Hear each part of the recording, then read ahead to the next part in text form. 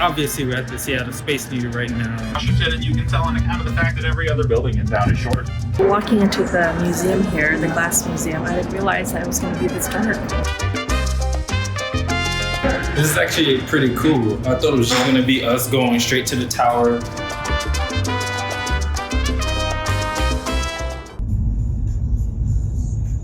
Today we are heading downtown to explore some of the Seattle highlights like Chihuly, Glass Museum, Seattle Space Needle, and also Smith Tower. So here we start with Seattle Space Needle.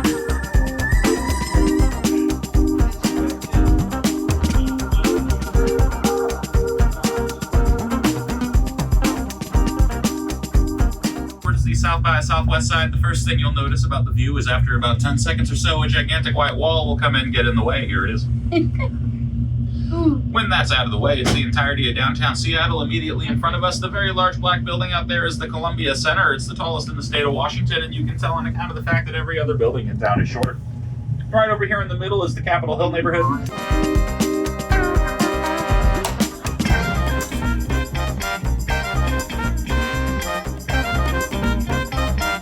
I was about to say I've been to pretty much an observatory deck in every city that I've lived in or been to in the US, but I realized that that hasn't been the case because I haven't been to one in LA and I haven't been to one in New York City as well. I've been to some tall buildings, but I haven't necessarily been to observation deck where you get to see almost 360 or 360 views of the city.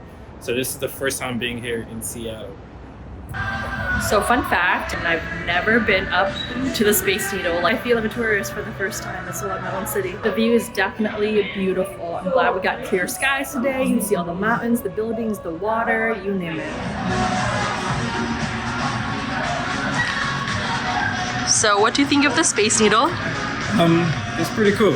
I would say a lot of times you go to like these observation decks and it's actually not fully 360, like there's beams in the middle of it, but this one is actually like 360 views all around. So, you got views of the water, of the mountains, of a Costco shipping container, some marinas in the area. So it's pretty much in the city. It's like right on the water though. So it's high enough where you get views of everything around. So I was telling you guys earlier that I've never been up here, but technically we've been on top of here in a helicopter on our first date. Oh yeah. So we have done that before. First time? No. Second time in Seattle? Yeah. Second time we were in a helicopter and we were able to get a view of the Space Needle just right on top. So that was really cool. Right now we are on the second level, so the bottom level of the Sky Needle in a place called The Loop, which looks like it's like a bar, restaurant area. It's closed right now, but we came up here to see the revolving floor, which is the only revolving floor in the world. Let me correct that, not the only revolving floor, the only revolving glass floor in the world. Seattle still repping their old team, even though that team hasn't existed for how many years or decades now? Gotta get over it.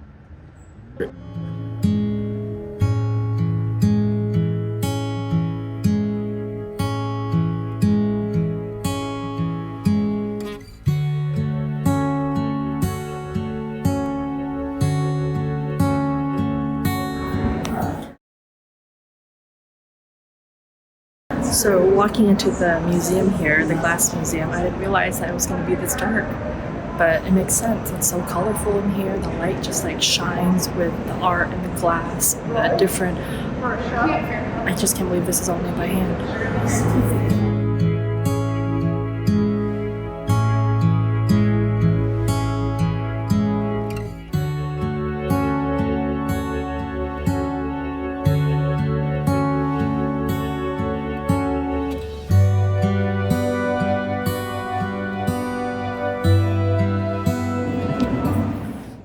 Just gets better and better and better. It's crazy, it's unbelievable how like every little detail is just thought about and it looks hard to make. It looks like it takes time. But yeah, I'm very, very impressed.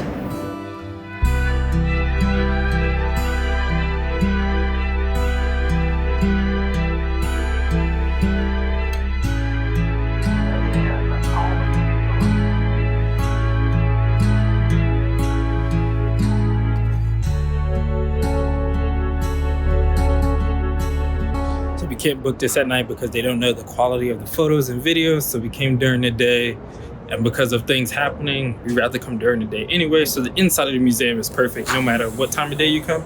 But if you are coming for the gardens, I would just say come towards the nighttime or towards sunset. Also in the gardens area, there is a hot demonstration. So they show you how they make the glass. We don't have time for it, but it starts, I guess, 2 or 3 times a day.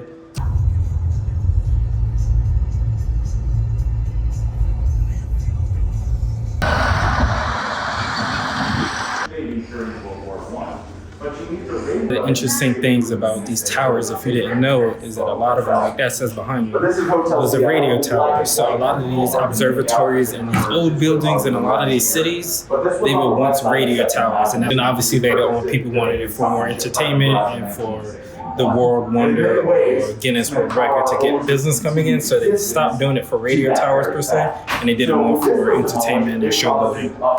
It's a white lady.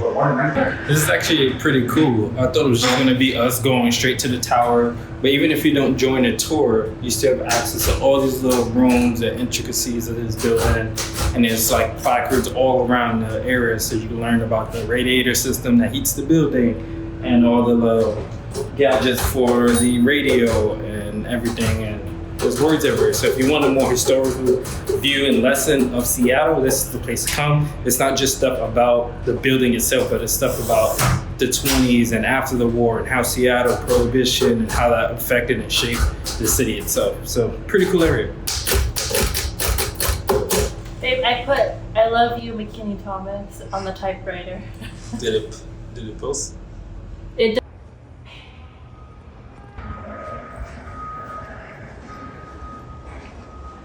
Let's go up.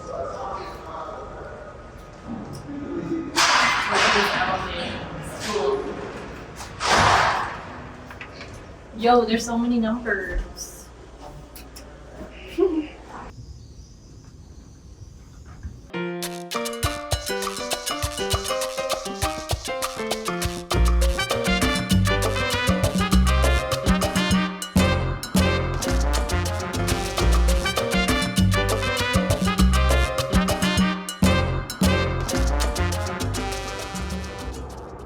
It's pretty cold.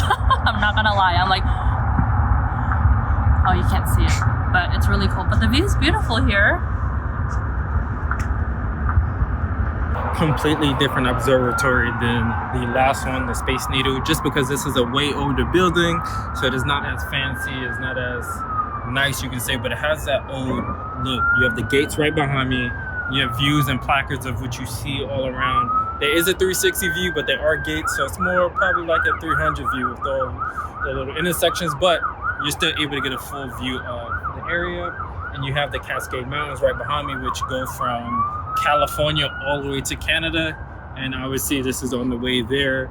And you have the T-Mobile Arena where the Seattle Seahawks play. You have Lumen Park where the Mariners play all around me as well. You have the old Starbucks headquarters, or current headquarters, but we're over near the Pike Place as well. So you can go experience that.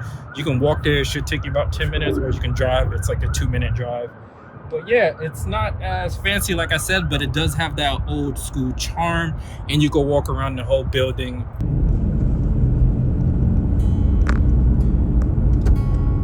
So that wraps up Smith Towers. Now it's time to go to Iceland. So make sure you click that link right here to go watch us as we explore Iceland.